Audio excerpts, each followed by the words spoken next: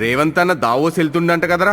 ఊరు వారి ఒక్క దావోస్ ఏందిరా, ఆస్ట్రేలియా పోతాండు, సింగపూర్ కూడా పోతుండ్రా రేవంత్ అన్న. ఎందుకురా? ఎందుకేందిరు, తెలంగాణ రాష్ట్రానికి పెట్టుబడులు దేనికి పోతాండు? లాస్ట్ ఇయర్ కూడా తెచ్చాడు కదరా. మరి 40,000 కోట్ల వరకు ఒప్పందాలు చేసుకొచ్చుడా. 2025 కొత్త సంవత్సరంలా బ్లాక్ బస్టరే అన్నమాట. ఓ మామూలు గంటవేందిరో, రాబోయే 4 ఏళ్లలో చూడాలా దునియాలోనే నెంబర్ 1 అవుతుందిరా మన హైదరాబాదు. సింగపూర్ ఎందుకే? మరి కాడ షాపింగ్ మాల్స్, స్పోర్ట్స్ స్టేడియంలు గన్ని చూసొస్తాడు. గీడ కూడా గట్టనే ప్లాన్ చేస్తాడంట రేవంత్ అన్న.